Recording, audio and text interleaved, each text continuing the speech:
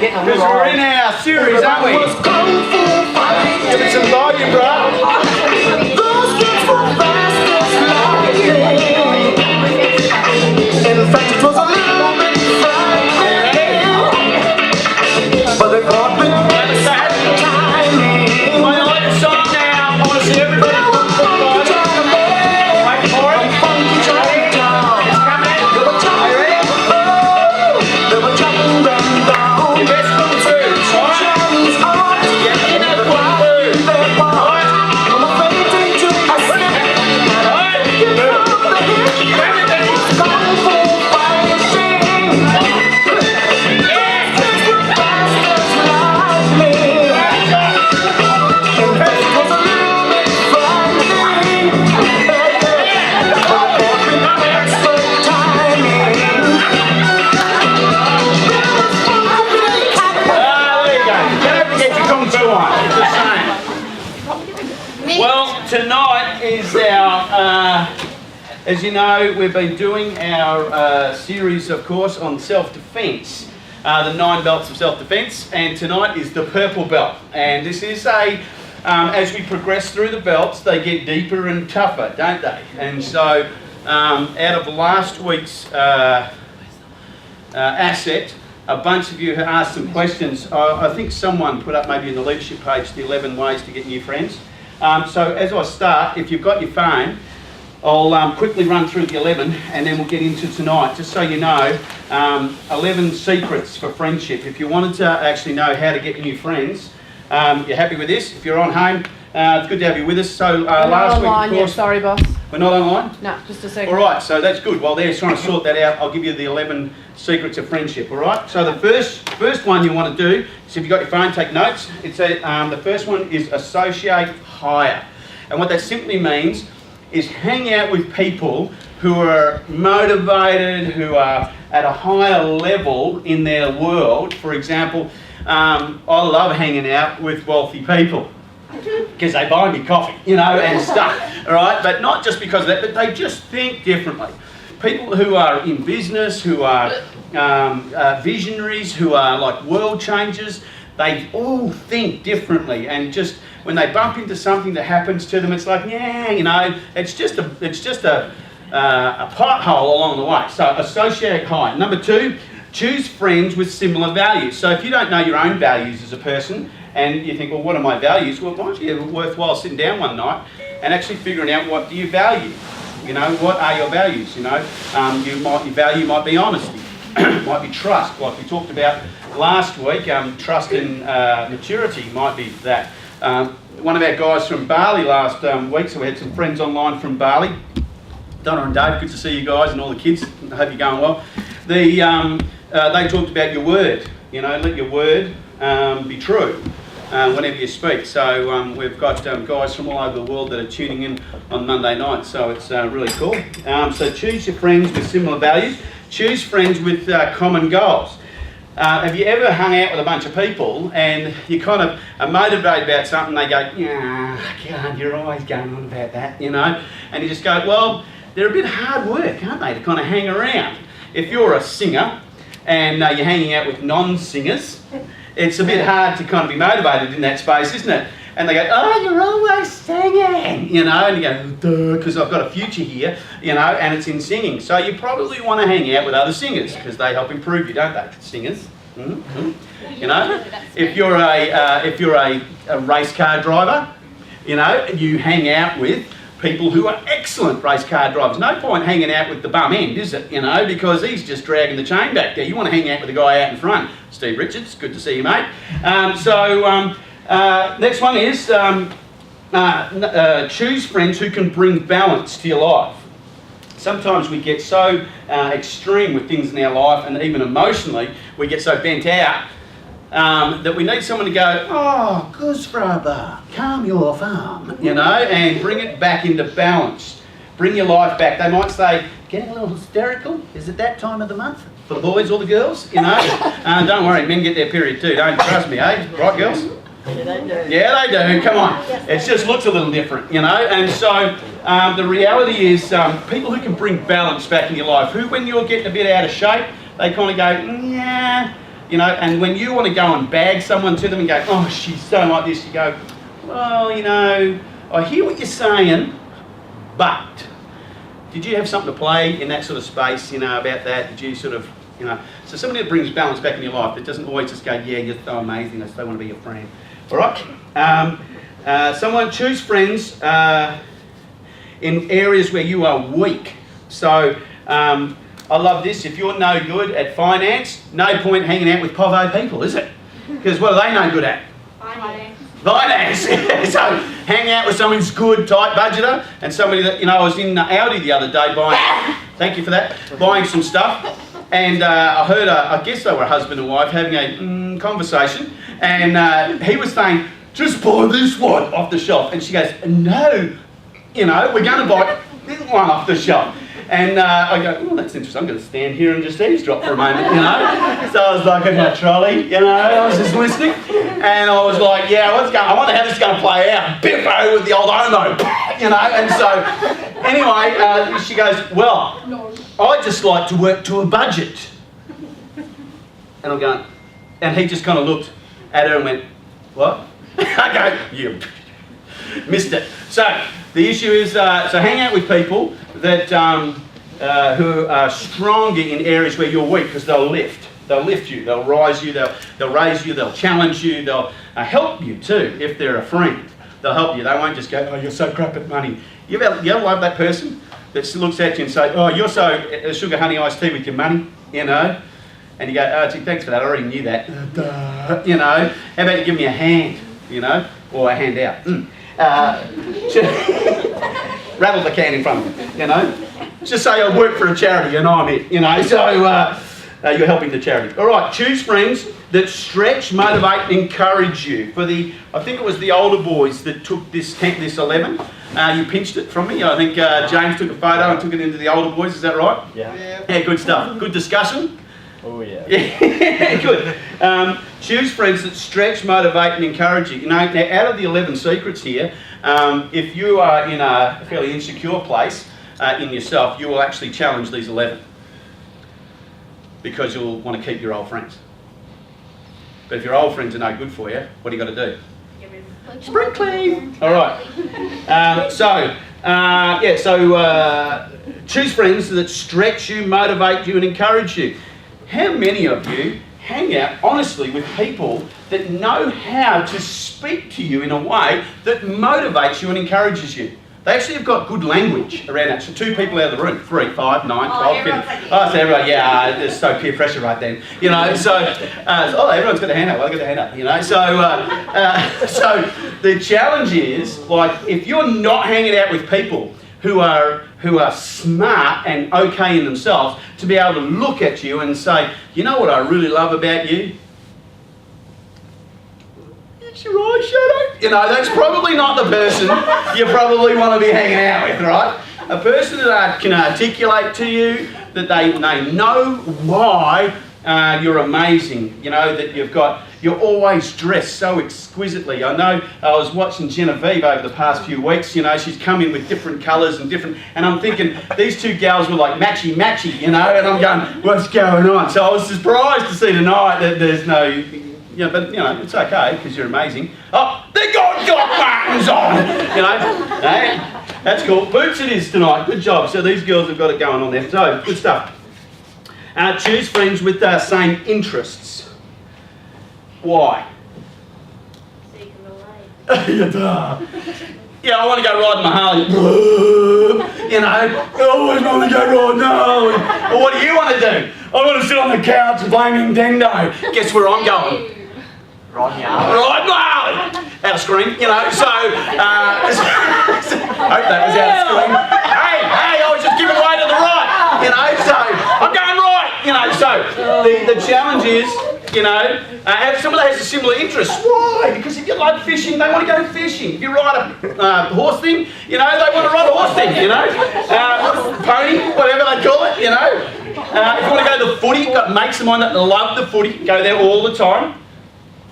You know, and they have mercy on me when they invite me.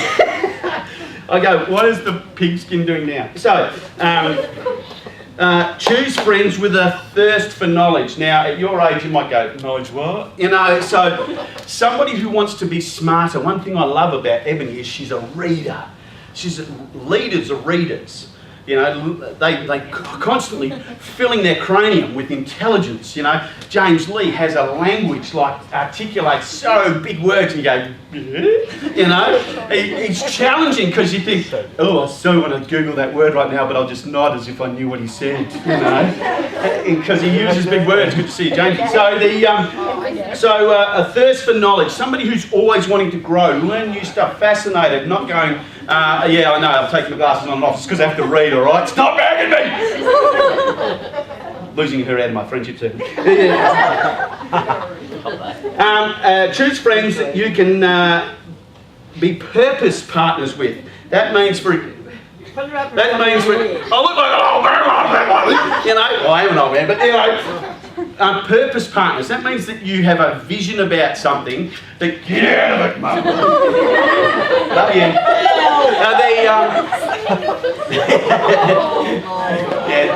Because he doesn't get enough love, you know.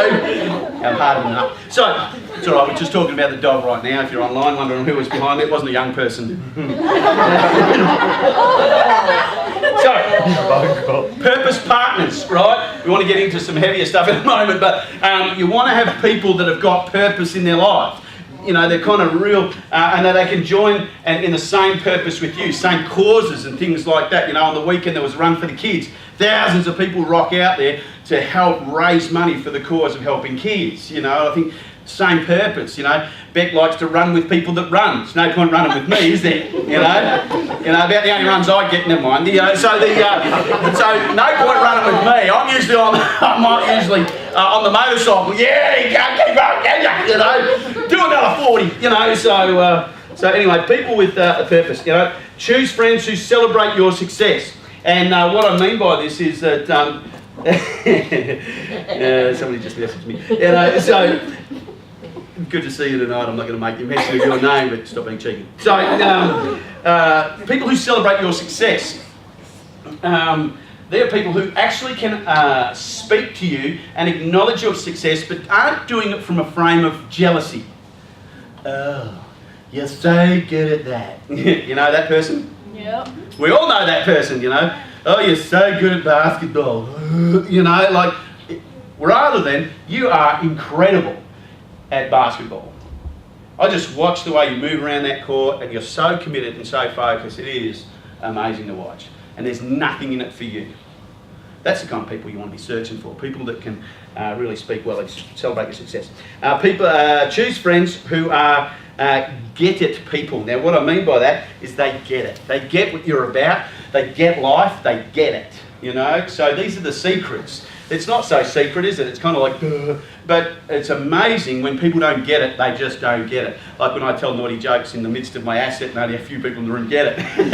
I look at the back and there's girls in the back going, you know, it's recorded forever, you know. Awkward. You know, so they get it. And the 11th secret of friendship is give what you expect to give. Not give what you expect to get. Give what you expect to give. So, if you're going to give something, you give it to people because that's just how you're wired. You don't give it so that you can get something back. You give it because you want to give to somebody.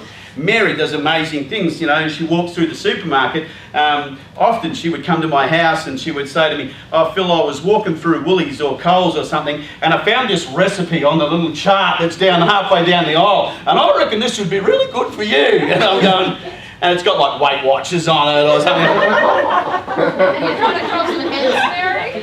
Hey, true friend. So, you know, she would do amazing things like that. So somebody, you know, some of your love languages in this room is gift giving, you know, and so you're out and about in your world and you just think about these individuals and you just buy these things and you buy me a gift and I have it on eBay the next day. You know, you give it to me and it's like, oh, is that just out thinking of you? And I go, oh, that was so lovely. I reckon I get $30 for this, you know. No, I really appreciate the gift at that point, you know. So there you go. There's the 11 secrets of friendship. Did you get that? Yeah. Woo! All right, so that was the finish to the blue belt, and there's plenty to go through. Tonight, we've got the purple belt, and I just want to change the tone a little bit. As I said last week, the topic that we're going to be talking about for some of you sitting in the room is going to be a very sensitive one. All right, it's going to be one that is going to potentially disturb you a little bit, and do you know what? I'm okay about disturbing you. Do you know why? Because we love you and we want you to move through stuff in your life, and you guys online, we want you to move through stuff in your life, not keep going round the merry-go-round on it. See, because you can keep, there's this phrase called doing a workaround, and that's like you face a problem and you go around, no, and bump into it, and then you just keep walking around, oh no, it's not there, it's really not there, and then you work around it. So you just walk around it and then you come back, oh, there it is again, oh, push it away, and you walk around it. That's the longest distance, is to walk around or work around things. You know what the shortest distance is? Is to kind of take that out of the way and just, I'm just going to work through this. Is it harder to work through? Yeah, much harder, but it's actually the shorter distance. A painful place and a painful process, but it's not avoidance and it's not you're walking around stuff, just work around. So working through is a better process than working around it. And tonight, the belt is called Going to Ground, and it is the purple belt. And this is about you experiencing things in your life that maybe have been traumatic in some way or another, whether it's emotional trauma, mental trauma, or physical trauma. And sometimes physical trauma has all of those things attached to it. So if you're in a place tonight and you feel like, oh my God, he's about to peel open the scab of my soul, breathe. If you're at home and you're watching this tonight and you know somebody that this could help, I want you to remind them that they're loved and they can breathe through what we're about to talk about tonight, okay? So all of us, nearly, I would say all of us, I can't put everyone in that space, but nearly all of us would have experienced some of this or a lot of this that we're talking about tonight, all right? We cool? Everybody do this. All right, breathe in, breathe out. We're just going to relax and we're going to take our time. If we get into packs, we get into packs. If we do not, sit and enjoy. All right, relax, because this night, really important that we take our time. The Going to Ground subject or topic is about when something has happened in your life that's traumatic. Now, if you want to talk at the not an extreme end, but at the far end over here, could be rape or abuse or some kind of interference at some point, is at this end. At this end, or maybe it's not even right at that end, it's sort of halfway, could be where somebody has verbally abused you or in some way, whether that's family members, whether that's school teachers, whether it's your friends, and in this mix here too, there's this whole process of relationships and friendships that end up being manipulated, and you find yourself sometimes overpowered, overwhelmed, and unsure of where to go and what to do because you find yourself intimidated by that situation, yeah? So, a couple of ground rules. As we touch on topics, this is not a time where we sort of pull up all the things that you've experienced in your life and go, that's me, and now what we're going to do is we're going to relive it, because we're going to talk about rehearsal later, all right? We're not going to relive it tonight, we're going to talk about it tonight, all right? So I want you to work through this with me here, right? At a logical level, even though some of it hits here, hits your core. We cool? Yeah. For 1 in 3 people in this room have encountered some kind of interference in their life. So that's 1 in 3. So have a look at the room. So if we've got this many people, and this is a third of the room has experienced some kind of interference, whatever that looks like in their life, whether that's been a sexual interference, whether that's been a physical interference, whether that's been a verbal interference, emotional interference. That's the statistics today. And that's what they know. That's the recorded statistics, right? Not the, maybe it's happened to me. Now, if you don't find yourself in that situation, are you one of the lucky ones? Yeah, I wouldn't say that, yeah? I would say you are, but it doesn't mean you're better than. It just means you grew up in a very protected environment that was amazing. And if you have never taken a moment to appreciate your family or your upbringing have kept keeping you safe in that space and healthy in that space, then take a moment in yourself and just say, oh man, I'm so grateful. Because gratitude is an incredible healer. And you might want to go home to your folks and say, you know, like that to them. They won't know what that means, but that's your code. All right, you know, thanks for the good life. All right? We cool? Yeah. Good. One thing, if you're new to Bridge Builders and you don't think that we touch on subjects that are sensitive, you're wrong. All right, we're going to go there because we need to. Why? Because we don't want you to struggle anymore. So tonight could be the beginning for some of you of a healing process and online. And for some of you, this could be a moment where you just go, yeah, you know what? That happened to me, but that doesn't define who I am. That's not who I am now. That was there, and I'm okay about where that was, and that happened in my life.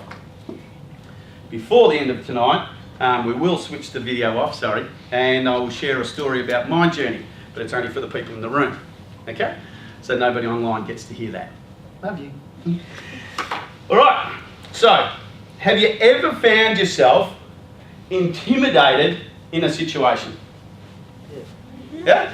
Anyone want to share one? You don't have to go into details.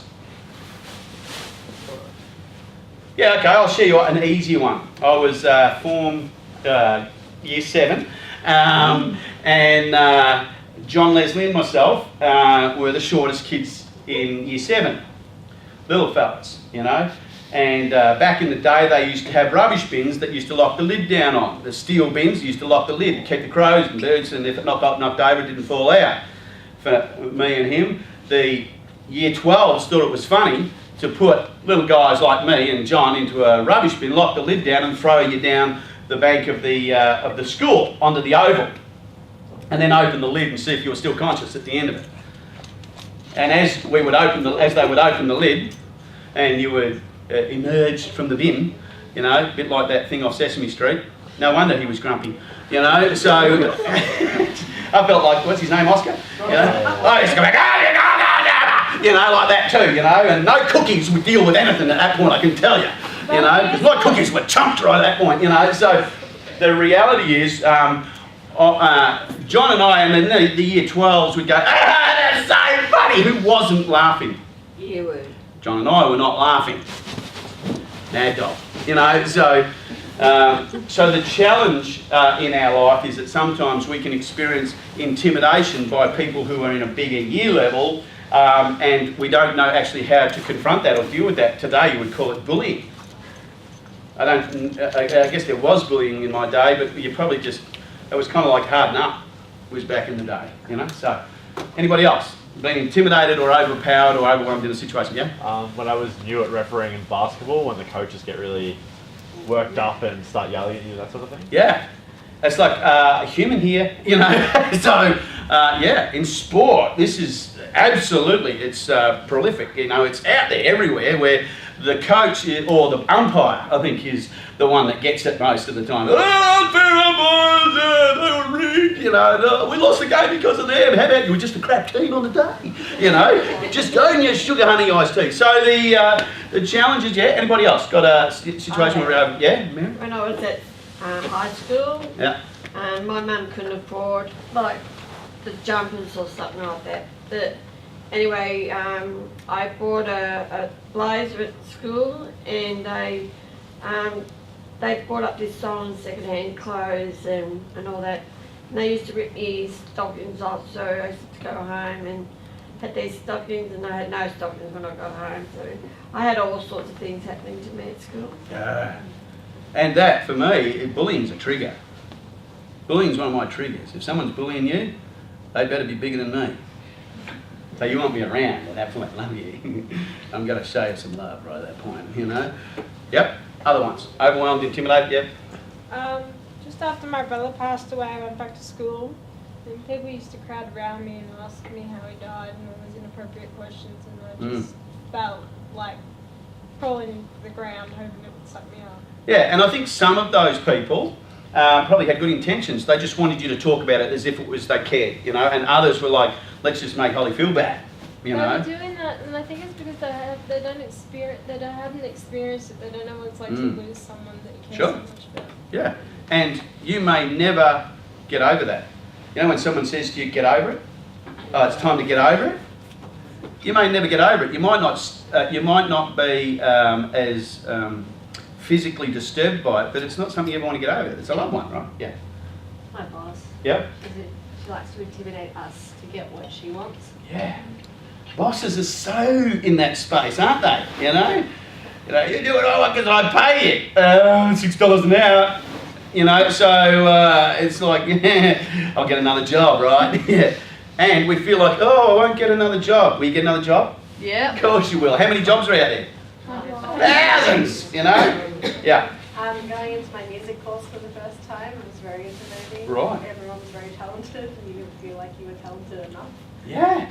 Isn't that amazing when someone's so much better than you and you go, oh, boing, you know, and I'm going, oh my God, that was so awkward, you know. Oh, you can't even put your fingers on the strings right, you know. Oh God, I got cramp in my hand. Yeah, that, yeah.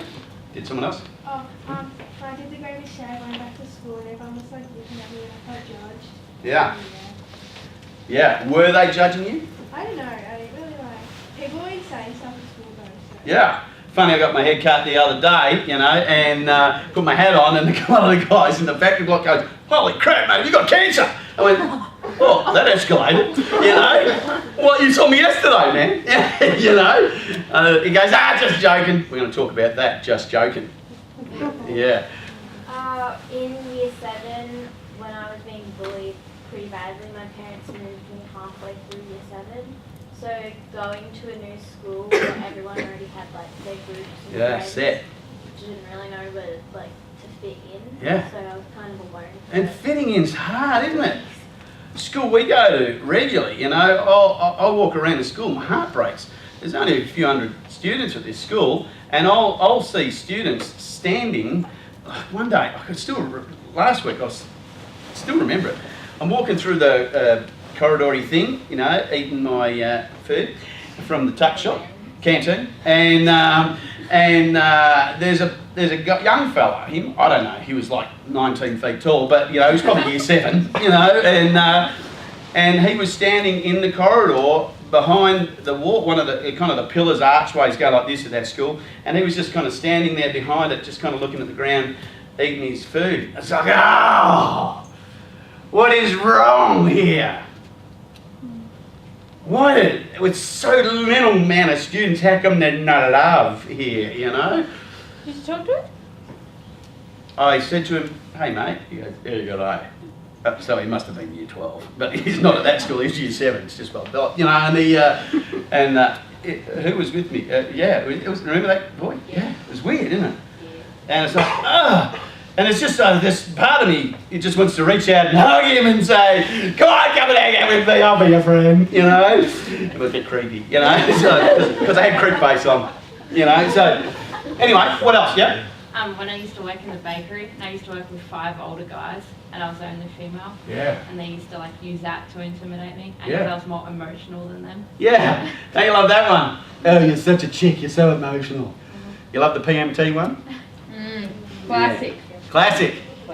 Still true though. No, I'm joking. Right, yeah. Gonna come back to that. At home, I find it a lot in the way, like I know it's meant to help me, but the intimidation to change the way that I'm doing things. Yeah. And it has to be done soon or Yeah. SHIT's going to hit. Yeah. Yeah. Look, we've got another series coming up. When's food starting again? When are we doing food?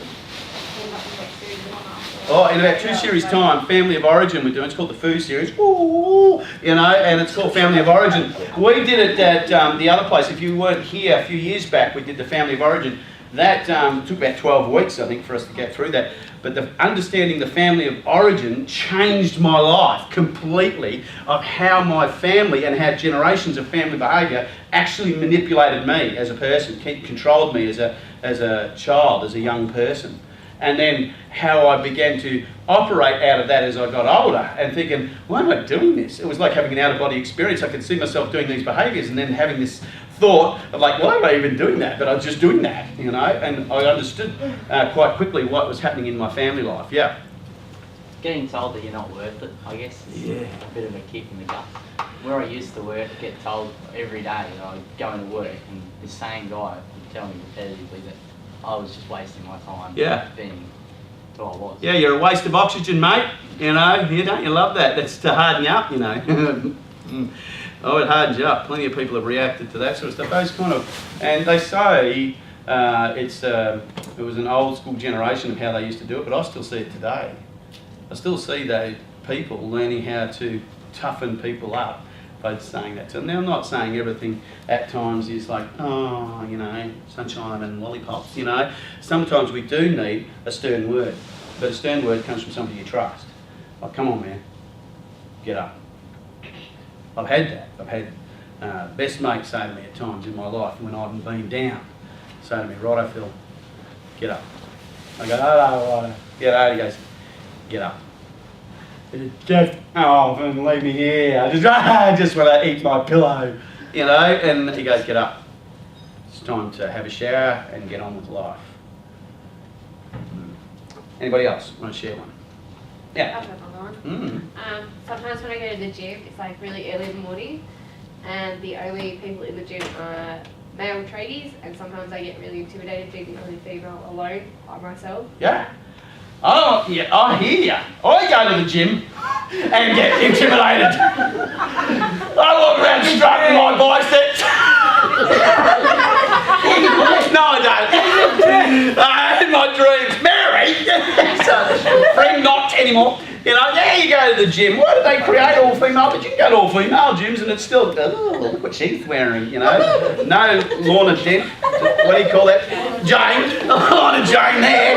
Lorna Dent, I think it was a Batman hero. But, you know, so, you know, we're judged all the time, aren't we? We're like programmed to like instantly look at someone and just go, oh, they're not wearing the right kind of, you know, haven't got the emblem, you know, wherever it goes. And it's like, oh, why? You're tradies, you know, they're looking at a girl and they're, you know, you're feeling intimidated and they're going, oh, check me out, you know, you big roid head, you know, like, yeah, not my type, you haven't got a brain, you know, so I'd just be saying that. I'd have a t-shirt that just says, brawn isn't everything, brains outdo brawn, you know. Yeah, but look at that, you know, like, yeah, exercise this a little bit more and you'll be attractive, you know, so yeah, okay. So sometimes in this situation, in these kind of overwhelmed situations, it can get to a point where we can be taken advantage of. You know, this happens in relationships, this happens in families, and this happens at parties.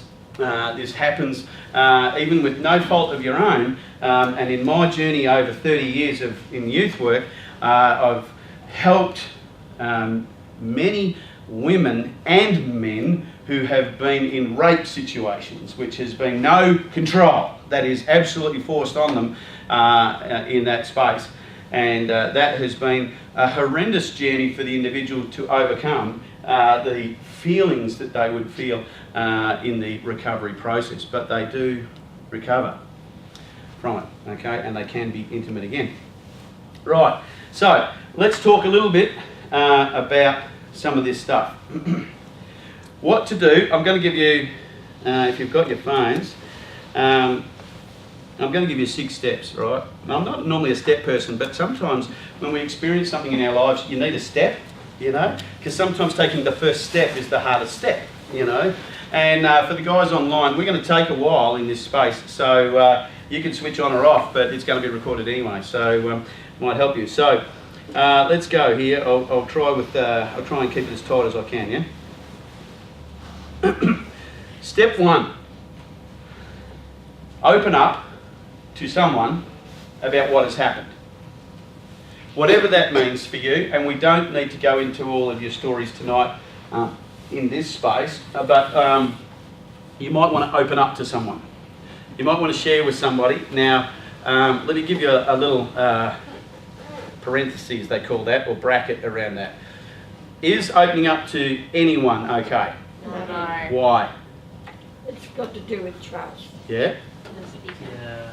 Um, It's your personal life a little bit. Personal life? Yeah, sure. it can come across as almost attention seeking. Yeah. Not maybe Yeah, it can be attention seeking. Have you ever had a situation or heard of a situation and you use it to get attention? Anyone? Me. My hand's up. Yeah. I can remember plenty of times I did that, you know. It's like, I'm going to pitch that story, they get so much attention. I've done that, you know, in my life, yeah? Go. The story's here. I was going to say confidentiality. Yeah, sure. You don't know how well the other person will be suited to giving you advice or even handling the situation in the first place. Absolutely wise. Brilliant. Yeah, absolutely. You don't know what advice or how they're going to handle that particular situation. Yeah? Come back here. Yeah. Sort of like Hayley said, they might trigger them, or they might have been in the same situation. So, Yeah. Now, we have a saying at Bridge Builders in our leadership team, you can't lead from where you haven't been. So there are people on our team who have experienced all kinds of trauma in their lives, different types and different levels and different ways. And I wished if I was, you know, if I had the wand that I could take away all of that. But the reality is, for some of us, you can't help from where you haven't been, you know. And if you've journeyed through, now I don't say that about everything. I don't mean you can help a drug addict because you were a drug addict, all right? So I'm not saying that's permission. Oh, I need to go and become a drug addict so I can help the druggies. You know, that's a BS excuse. Yes, yes, that's why I did it. You know, because I wanted to be a drug worker, I went and took drugs. You know, I needed to experience the whole range. You could die in that process. So yeah, yeah, go. I was going to say from a professional side of it, if like you don't know who needs reported. Yeah. Reporting or not. Yeah. So Matt, you're starting. It can be people that gossip and judge you. Yeah. Yeah, absolutely. It can be people that gossip and judge you. They don't know how to hold it confidential. They don't know how to protect it. They don't know how to. Yes, Dave. People don't have the right tools. Some people don't have the right tools to help you. Good, good, excellent. That's brilliant. They don't. You can share with someone thinking, oh, I just need to get it out. Now, always, yes, Dave. Sometimes, like when you tell somebody something, you don't know if they're going to react or. That's right. Yeah, sometimes they react like, yeah, get away from me, get down the gap. You know, so the challenge sometimes is we could share with someone, we have no idea how that's going to play out, so therefore we don't share and we keep it all in here, and you know, that's where evil lives. I was sharing earlier with some people too about, you know, stuff that we've experienced in our lives stays in a dark place of shame and guilt. That's where it stays. And that's where its power is. Its power is actually in keeping it hidden, keeping it back. Now, I'm not talking about broadcasting on Facebook, because it is about people could be hurt, people could be wounded, and you don't want yourself exposed like that.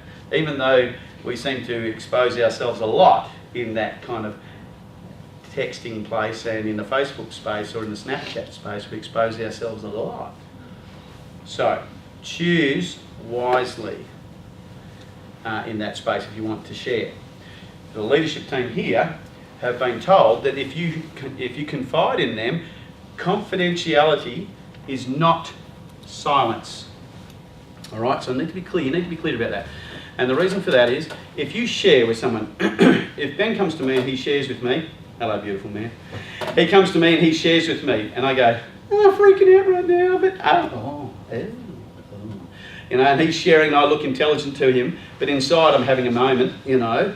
I want to respect the fact and be honoured with the fact that he's just shared with me, but I want to take that information and think, my heart is to best help him.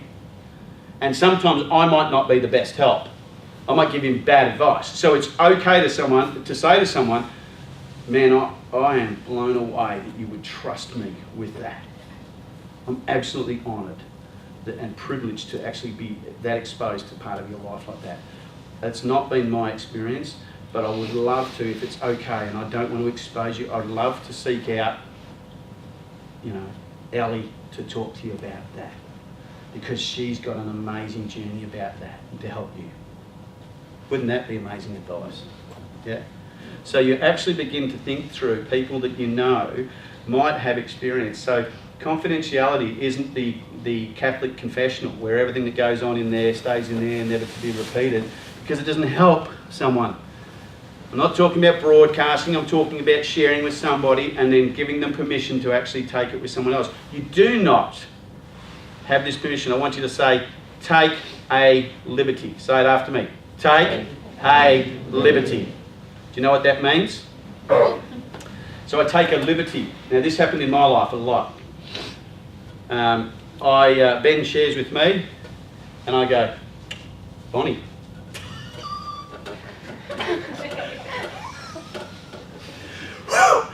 Woo! You gotta hear that. Tamsin. You know? Oh, but it's okay because they're on the leadership team. They're you know? Yeah, but it's okay, isn't it, for me to share like that, isn't it? Because, you know, they're on the leadership team. They can be trusted. That's what you call taking a liberty.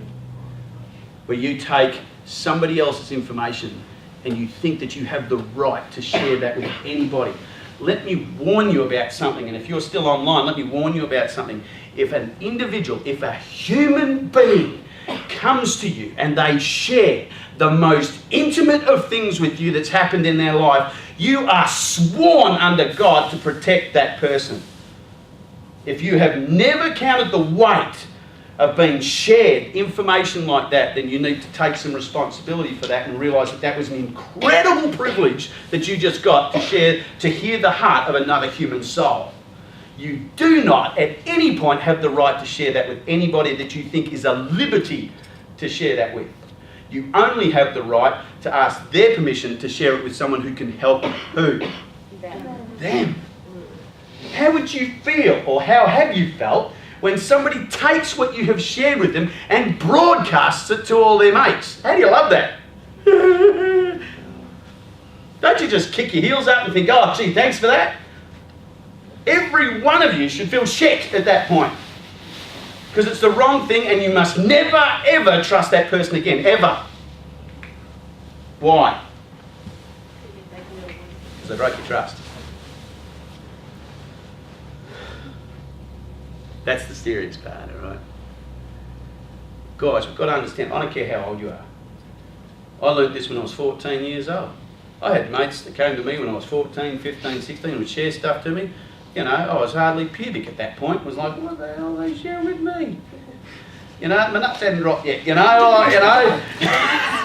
just lightening the mood a little bit, all right? You're all so serious. Oh, no, seriously, at 14 I had one, you know, one kid, you know, but, whatever. So, he was a struggle. He was out there. Anyway, so the reality is, I'm showing them front. I know. They're all shaking their hand at me in here. So the challenge is, and sometimes that's, honestly, humour, for me, sometimes it's how I deal with something serious sometimes, you know. That's how I learned to cope. Because my life, upbringing was quite traumatic. So I smiled a bit. So, people would share with me when I was 14, 15 years old, and I'm thinking, oh, I don't know. But then over a period of years, I began to think, oh, maybe people feel like they can trust me. I couldn't figure it out at that point. I was like, ah, people could trust me. Maybe they could. Have I ever shared somebody's story with somebody and broken their trust? Sure. I can think back, I'm 52, I've probably done it a couple of times. But most of the time, there's this a movie called The Pirates of the Caribbean. Have you seen that movie? I love that movie. And they have this thing called Davy Jones' locker. Do you know what that is? Yeah, what is that? It's a good. Yeah, nice. It's a locker. The locker with a dead man's heart in it. With a dead man's heart in it. It's got the souls of the dead, right? Going down to Davy Jones' locker. So if you imagine Davy Jones' locker is at the bottom of the sea, and it's like a treasure chest that just never to be opened. That's when someone shares with you where that should stay. You have had the privilege of being shared with something so traumatic for some people that it stays in that locker. And the only time you are, hey? Until they give you the key. Until they give you the perfect terms, and until they give you the key, which is permission to share it with somebody else that can help them. And you might have to try and get your lock-picking tools out and say, Benny, would it be okay, clickety click, you know, if I could just click, click, click, you know, share that with some click, click, click, someone, you know, that could probably open that up and help you a little bit. But it'll just be the two of us in there. Is that okay? I'm just trying to teach you something that you could actually be the most amazing influencer of young people and your friends and your family if you could just appreciate that people want to trust you with something and you help them. All right. Step number 1. Step number 2. I got it. I was just joking. See if you're all right. Right. Reach out to someone you can trust.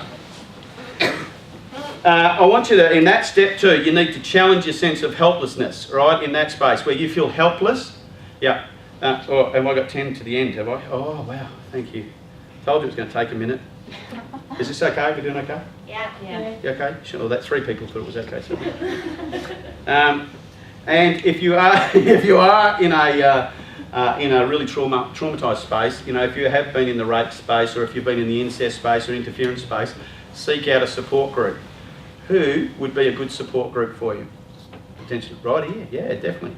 This could be your support group. Bridge Builders could absolutely be that. Could they fix you? No.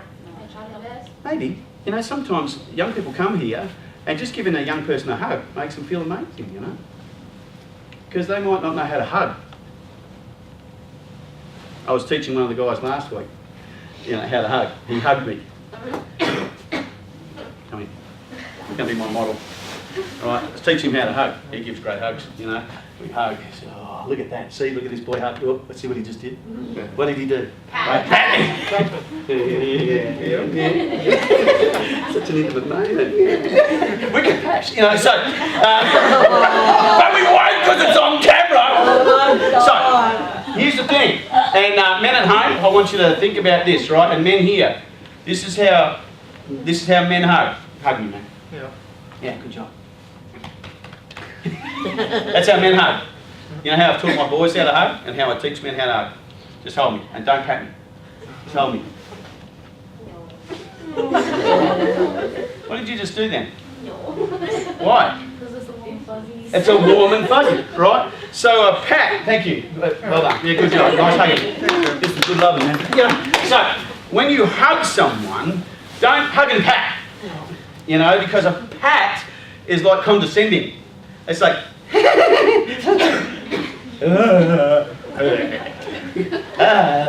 know, get off me. You know, now if you're a creep, right?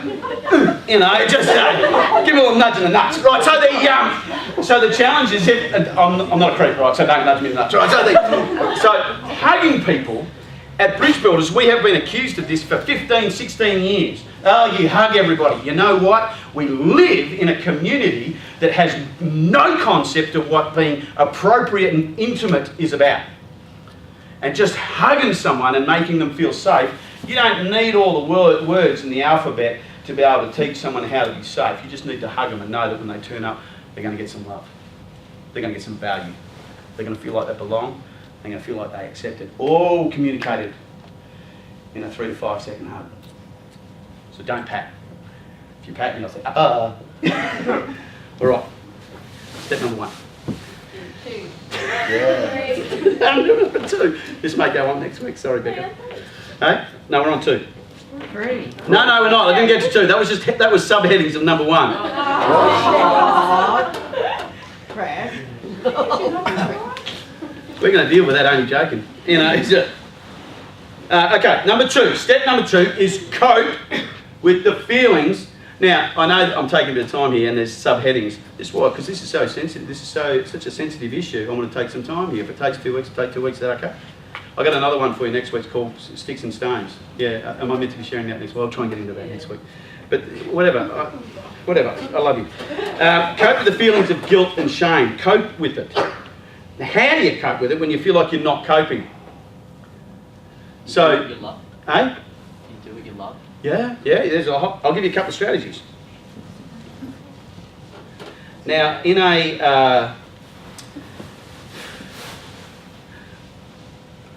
if you're in a rape situation or if you've been interfered with in your life, you need to understand a couple of things. And look, the reality is, guys, the people in the room here have. So I want you to know that I'm okay about this conversation with you. All right? So, sometimes when you're in that situation, you didn't stop the assault from happening. When in hindsight you look back, and as I said at the end, I'll share a couple of minutes with a video off about something that happened in my childhood. All right, and I can look back and see things that I go, why didn't I stop that? Why didn't I react? Why didn't I, because fear freezes the human soul. Sometimes shock freezes the human soul in that space. And so therefore you find yourselves in a place where you can't react or retaliate or push away or push back or feel like you can resist that individual because they might be a family member. Very challenging sort of process to go through. Right. You trusted someone you shouldn't have. It can be a feeling in step 2. I trusted them. I shouldn't have trusted them. Should have known better. Should have seen it coming. Well, you could have, should have, would have, could have, all you want. The fact is you found yourself in a situation where, whether it was in your control or out of your control, that something happened and you didn't want it to be that way. Yeah, this is a classic I see in the youth world. You were drunk. Or they were drunk.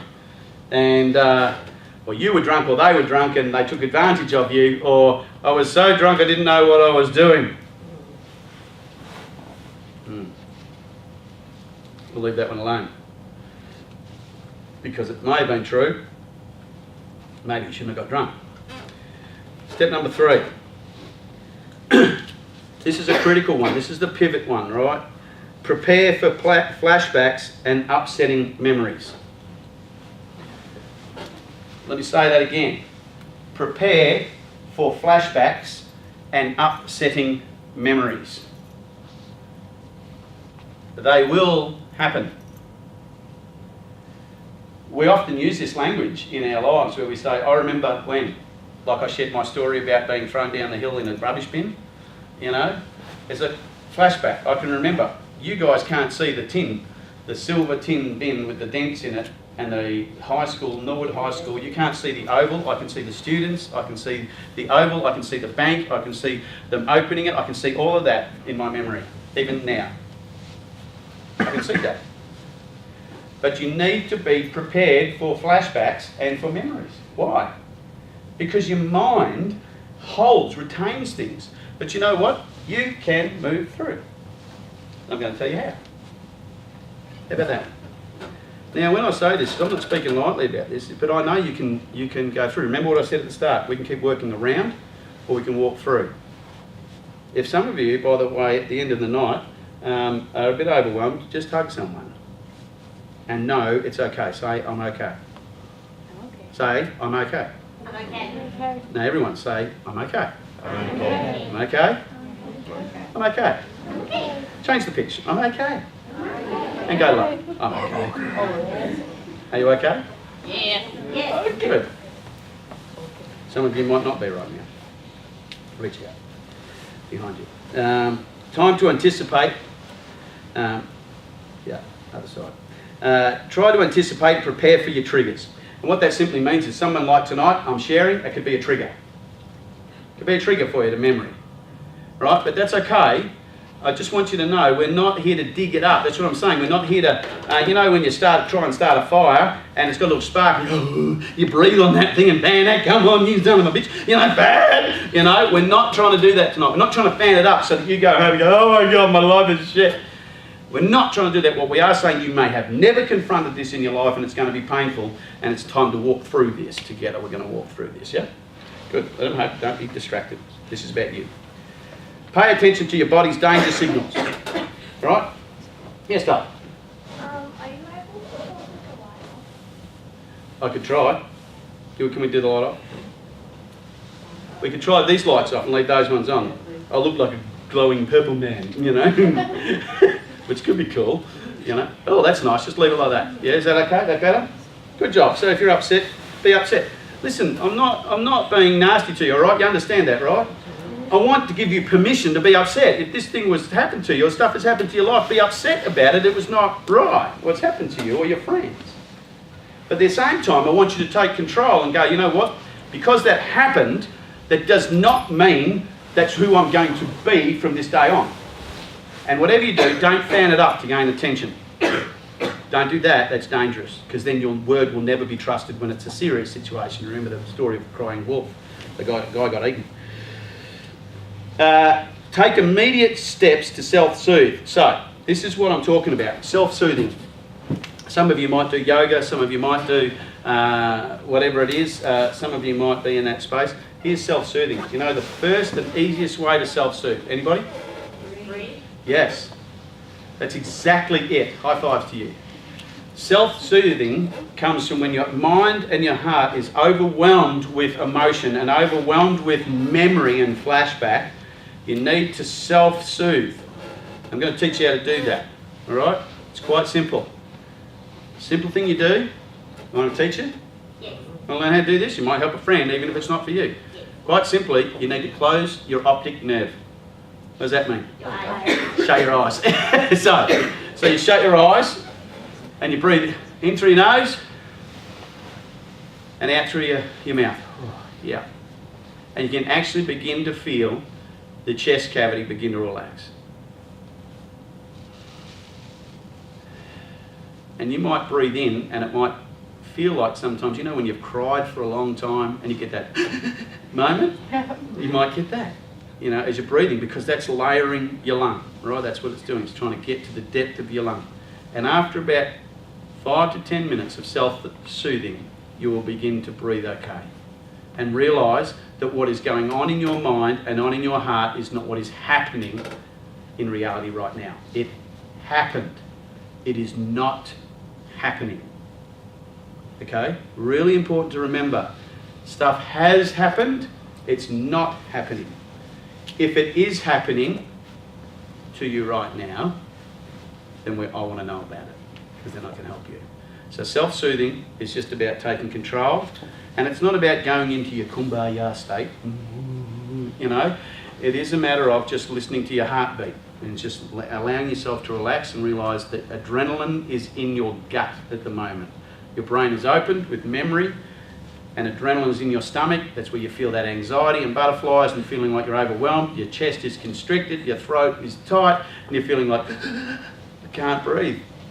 Remember, if you breathe in through your nose, it passes down into your lungs, and you breathe out through your mouth. Don't try and breathe in through your mouth, because your throat is constricted.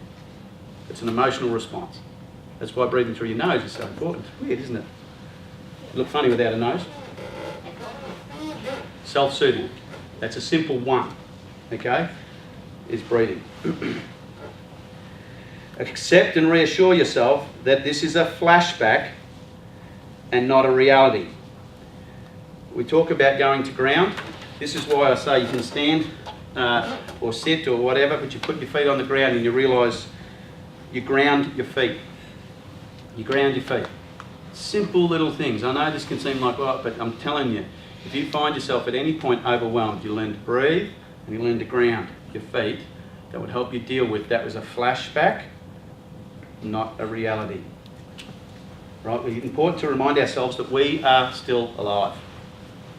We are still here, and our future is not written yet.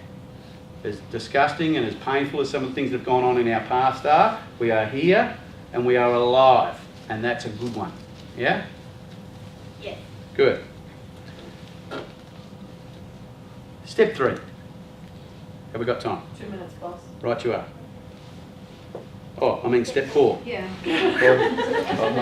I was just joking, seeing if you're all right. Good job. Keep you on target. Right, now this one, reconnect to your body and your feelings is step 4. Reconnect to your body. So I want you to listen to me right now. To reconnect to your body and your feelings. If you're upset, that's okay, but listen to my voice, the soothing tones of my voice. Reconnect to your body. So you're feeling physically shut down. You ever got that or just live in denial? Just didn't happen? Yeah.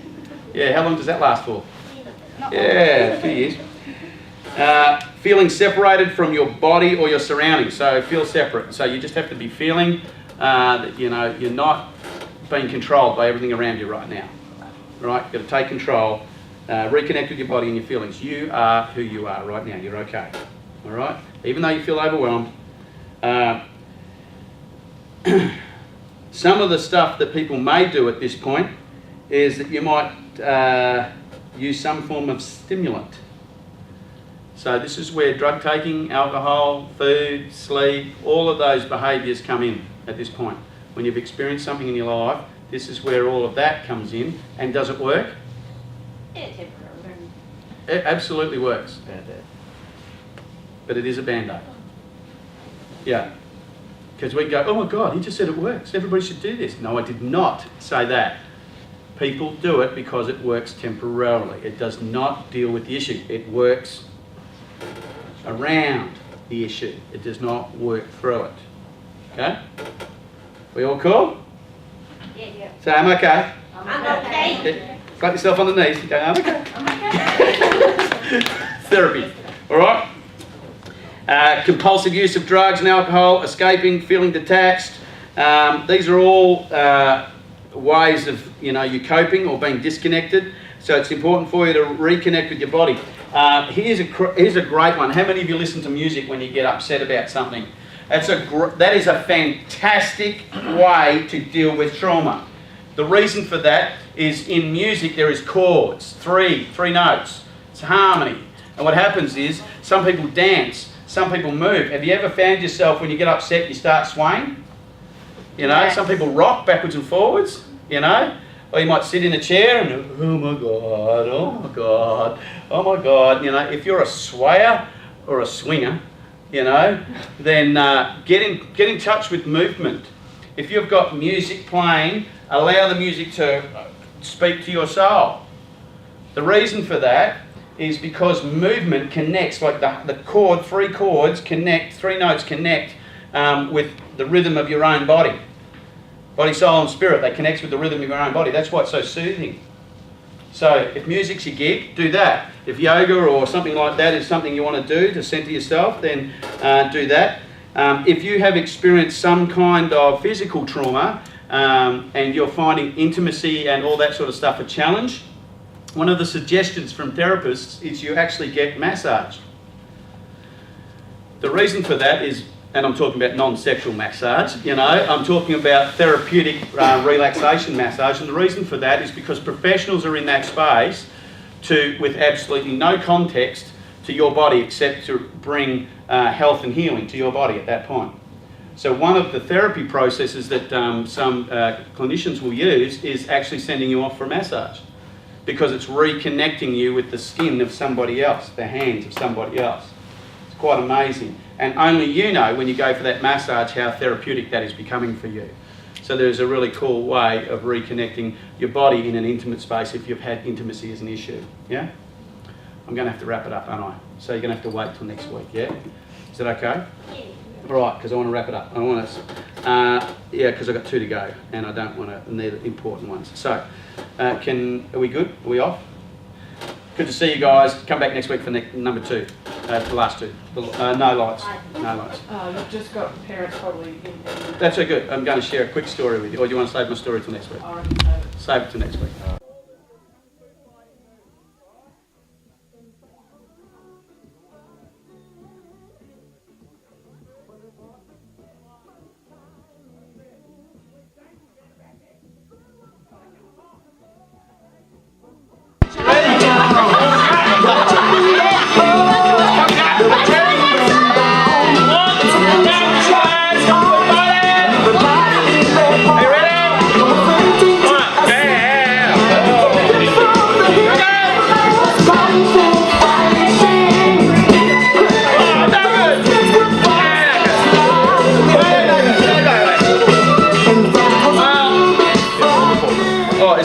This is for later, is it? Yeah, that's cool. For Ron. For Ron. Nice. I like Ron. I like Ron. Who's Ron? It's the same. Later on. Later on. Yeah. Call it Ron. Nice. Yeah, Ron's I just great. got a question to ask. Where did we get that feedback? Graham Bosworth. I do remember. Big bag. Graham, if you're watching tonight, dude, well done. That is the beanbag of beanbags, That is a ripper. That is a monster. I want it. I don't Did he? It would just fill his car? You know? I struggled to get it up the stairs. Did you? That's funny. That is huge. That's awesome. I love it. Bless you. If one person sat on that, I think it would just envelop them like a marshmallow. You know? No, So you try just it. kind of sink. Oh, it's what? It's hard to sink. You just kind of sink. Yeah, that's what I mean. Yeah. Mhm. I was sitting on it myself earlier. All right. We just crack off half the lights if we can. So we're going to finish off those. Who was here last week with me? All right. Well done. Good job. How many of you watched online? There was a bunch online last week. You okay? You all good? I just need the front one. That's yeah, I'm having a moment. Yeah. We had over 400 online with us last week because we are talking about the asset of going to ground. Are we cool with the lights like this? Yeah? Good job. Going to ground and what happens when certain things happen in our life. And I really want to say thank you for that. I really want to say thank you for giving me the opportunity to share some potential strategies that will help you deal with things that happen either in your life or in other people's lives. And so the team has suggested that I start the night, not to bring it down, but to finish off, so that then I'll come back and do another one in a little while after the day. Would that be sweet? Is that okay? Yeah. So did some of the things I helped you with or shared with you last week help you understand how to process some stuff a little bit better? Yeah? Yeah. Good. Okay, I had a bunch of people come to me and message me saying that they were watching online and it was really helpful for them. These are adults, you know, who have experienced some either trauma or have had something happen to them or a family member and were able to begin to process some of that stuff that they've hung on to for a long time. One of them, and they'll know who it is if she's watching tonight, said to me, I just love listening to your voice, Phil. As I was listening to your voice, it was relaxing me as I was getting anxious. You had that nice tone about you, you know, and I said, oh, that's nice. So shout out to you, rock and roll, hope you're watching tonight. Again, we had people all over the world watching us last week, and I appreciate your tuning in. We even had some parents that came to pick up their young people last week that didn't want to leave home because they were in the middle of watching the asset, so they didn't want to come pick you up. We said there is a supper time, all right, unless you live in Sydney, you can make it within about 15 or 20 minutes. So, and it's good for you. I really want to encourage you, some of you, when the supper happens, or the end of the night, you get up and bail, right? Stay a while. I just want to encourage you, maybe this year, just stay a while. I know it gets late, but it's in school holidays, whatever. And tell your mum or dad, can you pick me up a little bit later? I want to hang out and meet and greet some of the guys here. And if you bail too early, we never get a chance to hang out with you or even chat to you, especially if we do the asset, you go into your packs and then you leave. I never get to give you a cuddle or see your face. Yeah? All right. All right. Who can give me from last week maybe the step one? You don't have to give me all the detail. If you wrote down what step one was last week? Yes, Holly? Open up to someone about what has happened. Yeah, so if this is the first time tuning in for you, open up to somebody. So this is about going to ground if something traumatic has happened in your life, whether that could be a rape situation or whether that is a, some kind of abuse. It's funny. I'm just going to say to the person down the camera because they just sent me a message. It's good to see you online. I hope tonight helps you with the second part. So I really appreciate you sending me that message. Good on you. It is. So it really is important that if you've had any sort of interference in your life, like by a family member or a friend or something like that, in the sexual or physical or emotional space, that some of these steps could help you. One of the things that was key last week, I think, when we relive some stuff, is that remember that flashbacks happen, but it doesn't mean that that situation is happening to you now and how to cope with that, right? So, number one was, of course, opening up about what has happened to you to somebody that can help you. Right, that was the clear part, was somebody that can help you, not just somebody or anybody, yeah? So, we're cool with that? Mm-hmm. Number two. Who had number two? Yeah. Cope with feelings of guilt and shame. Yeah, how to cope with feelings of guilt and shame was number two, because they can echo for decades through our lives of feeling like we deserved what happened to us in our life. We're dirty. No one could ever want us again. Somehow this was meant to be the way it is. Blah blah blah. All of that. Some of that is lies and getting free. Remember, guilt. When somebody's guilty, if you think of the law, if I speed in my car and I get pulled over by my son, he'll let me off. No, he won't. If I speed in my car and break the law, I'm guilty of breaking the law. So he gives me a ticket.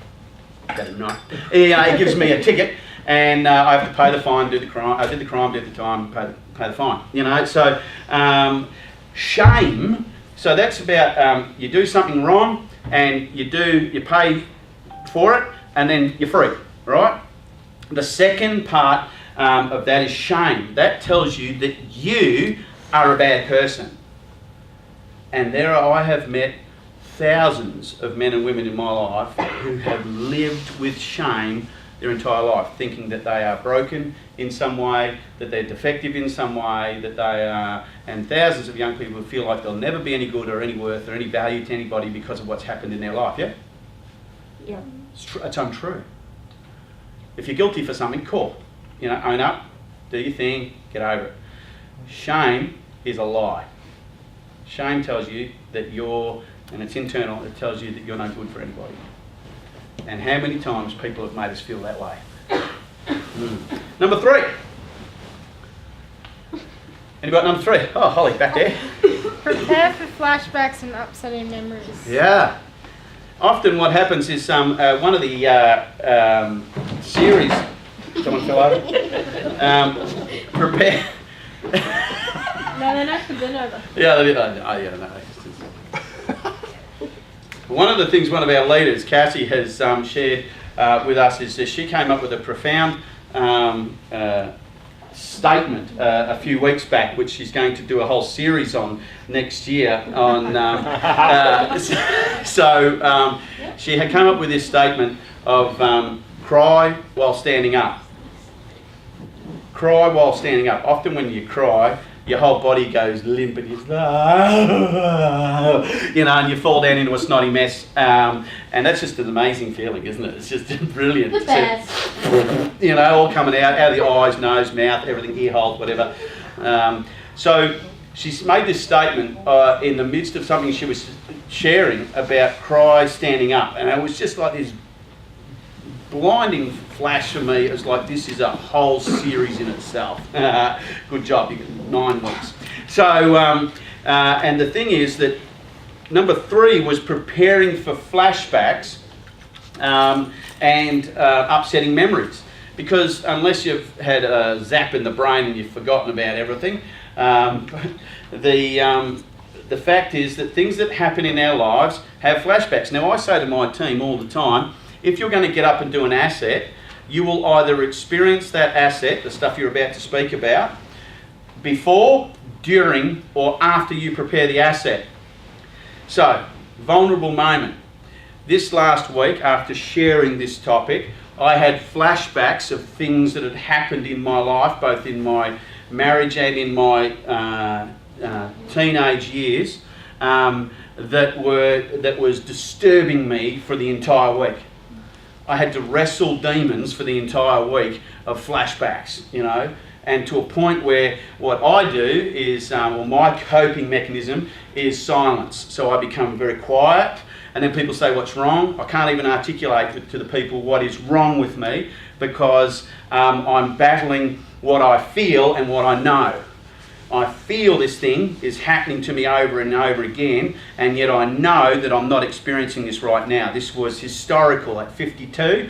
I can have stuff I can remember back as far as 8. I can remember back a little bit earlier than that, but I can remember a certain situation that happened to me when I was 8. And then there was things that happened in my marriage and relationships and friendships and stuff like that. And all week was this bombarding of memories and flashbacks that I was having to put my feet on the ground and just reground myself and breathe. And sometimes when I'm breathing, I can't talk. You ever get that moment where stuff is flashing back so hard in your mind and in your heart that your throat constricts and someone says to you what's wrong and you can't even speak a word? Because you're like, You know, I can't even speak, and you don't even know what to say because there's so much going on. There's so much going on. So I'm just being vulnerable with you. That was my week. It was wonderful. Not so much, you know.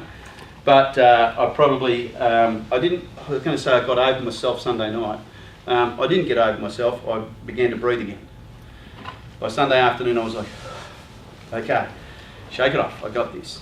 You know, this is not happening. This is what happened. This isn't who I am. This is not who I am now. I'm a different person now, and I'm not going to let that stuff. So, if you think when you give someone advice that it doesn't come back and smack you in the face, you're wrong. It'll smack you in the face, but just remember, it's still good advice. Yeah? All right. We talked about soothe the panic, you know, breathe. What was step 4? Go. Reconnect to your body and feelings. So Yeah. soothing. Yeah, reconnect to your body and your feelings. Just like I shared, I was trying to get a grip on what was happening, what my feelings were telling me. You know, now up to the age of 24, which is most of you in the room here, feelings will dictate your actions more so than logic. I'm not saying you're not bright. I'm just saying it's like, oh, well, so sugar honey iced tea today. You know, and it's like, you know, I'm just going to go and do this, or I'm going to go and do that. All right? So important that you remember that you reconnect with your feelings.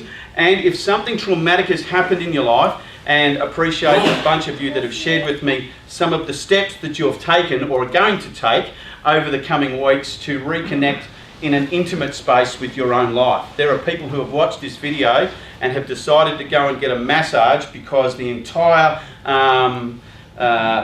journey for them in that physical space has been a traumatic one, and so they thought they don't have to tell the masseur, you know, what's gone on for them. They're just going to go and get a massage. So just like anybody else would normally go and get a massage, and part of that is about some of that therapy that professionals talk about is reconnecting with somebody in a healthy space. So, and I'm not talking about the backyard massage. I'm talking about, you know, a professional space like, you know, go to Indota Spa or something like that. Spoil yourself, you know, or the hot springs or whatever they call those, you know, because they do a terrific job, and all of a sudden you can find yourself being intimately connected with again and feeling like you can process through some of that stuff. So on you for doing that. Yeah. All right, going to finish with the last 2. This is number 5. I didn't get to 5, did I? No. Did I get to 5? No. I had 2 to go, didn't I? Yeah, righto. Okay, so if you've got your phone, you can take it out and make a note. I think, will we put these up? Will someone? Anyone? Yeah, we'll put these up. Okay, the 5 we'll put up. I might just put them up in dot point with some little headings underneath it, right? So you can interpret it however you feel in that space. I think if I give you my 10 pages of notes, that might be blah, blah, you know, so just, if you get the tops of the waves, you'll figure it out. And then talk to your pack leader. Number 5 is stay connected. Often what happens is when something traumatic happens in our lives, we step back and step back and step back, and people say to us, what's wrong? And you say, nothing. You okay? Yeah, I'm fine. You know? Are you sure everything's okay? Yeah. And you're really actually asking for someone to reach out and help you. But our physical being is withdrawal. We keep moving away, away, away. We lose motivation for things that we were excited about. If you're a musician or if you had a sport, you begin to not attend. Could be in bridge builders, you know, something, he loves that beanbag, look at him, king of the mountain. So, you know, it could be bridge builders, all of a sudden something happens to you and you think, yeah, I'm not going back there. And people say, oh yeah, I've got some stuff going on in my life, so I'm not going to bridge builders. Where should you be? Here. Hiding in your bedroom. Hiding in your bedroom with the dooner up. Yeah, the bridge builders. Watching it online. Yes. Yeah. So, and it's true. Sometimes it's true. You kind of have to feel like you have to cave dwell for a moment because it's like, I'm just breathing right now. I don't want to see, talk, or hang around anybody. I feel like I need to isolate myself because of what's happening. I want to encourage you. Step 5 is stay connected with people. And sometimes we do this behaviour where we disconnect deliberately because something's happened in our life. We disconnect so that we're checking whether people will notice, whether we're not around. And the problem is, if you do that for long enough, there have been young people in my life that have ended up taking their life because they felt like no one cared. So just be careful. Let me warn you, down that camera lens, let me warn you. That's why step 5 is so critical, that you stay connected. Because if you withdraw, and then you disappear off Facebook and you disappear off social environments, and you think, I wonder if anybody really cares what I'm going through right now, you could end up in a very dark place and find it a very difficult way to come back. Do people care? Yes. Yes. Let me hope they do. People do. People will ring me and say, Phil, can you do this, can you do that? Yeah, and I forget. I get busy, something happens, and then I go, oh my God, I forgot that. And then I'll go and see that person, right, and they'll go, I go, oh man, feeling guilty, I've done the wrong thing, I'm sorry, I just, yeah, you don't Care. care. Do I care? Yes. Stop being honest! Of course I care. Yeah, you do, darling. I do care. And I'm using me because I don't want to point to anybody else. You own your own stuff, I'll own it for me. There have been times that I have had the desire to turn up, to do something, to be somewhere or whatever, have forgotten or didn't get the message or the memo or whatever you want to call it, and all of a sudden that person feels betrayed and rejected and left alone and isolated because I didn't rock up. And you go, I didn't even know. Why didn't you say something? You ever had someone say that to you? Yeah. Yeah. Naomi, why didn't you say something? Because she knows you don't care. Pardon? Didn't want to sound needy. Oh, wow. Thank you for that honesty. I didn't want to sound needy. Hands up, who's needy? Okay, you got over that one. All right, so now we're all needy. You and Hope, put your hand up, all right? Look at the person next to you and say, you're so needy. You're so You and Hope, look at the person next to you and say, you're so needy, you know? You're so needy. I am so needy. That's why I love you though. I love you too. The thing is, guys, humans need. If it becomes an addiction, craving to need, then that's got to be kind of balanced out a little bit. But that's another topic. So, stay connected. You know, participate in social activities, reconnect with old friends, make new friends. Turn up. Even if you feel crap, even if you feel like your world is at its lowest point, turn up. Somewhere. Because you don't turn up at Bridge Builders, the pack leaders will maybe text you, call you, Facebook you, and then you don't respond, and they go, well, obviously they don't like me.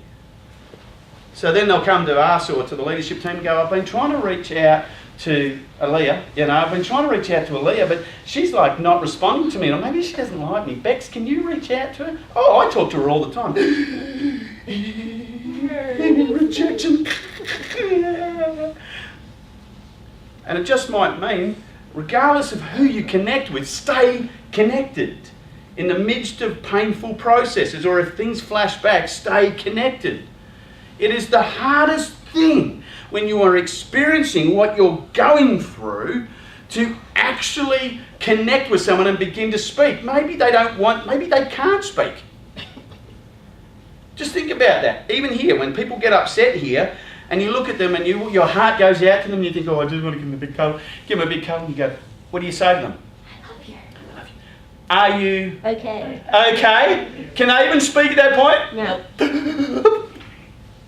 You know? They're trying to say, I'm okay, you can't breathe, but I'm okay. They're not okay. Duh, figure it out. Look at the person. Usually snot and tears are a giveaway they're not okay. All right? Just a tip. Right? So if someone's not okay, let them be not okay. Do you know what we want to try and do? We want to try and medicate them and say, there, it'll be okay. It's not okay. And it's okay to be not okay. All right? We clear? Okay. Match their emotions. Yeah. Just let them be. Let them get through it, breathe, and come alive again. When the oxygen returns to their being, they will begin to have colour back in their face and they will return. Okay? So, stay connected, reconnect with your old friends and make new friends. Get here. If you're here, get here. Wherever your club is or your group is or your social setting, stay connected. All right, number 6. Going to ram through this one. Number 6 is nurture yourself. Nurture. So if you've ever any of you done that thing at school where they give you that baby and you have to look after it for like ever? Oh, you know, yeah. the doll? Yeah? Yeah? You accidentally killed it. Oh, mate. You know, so the challenge is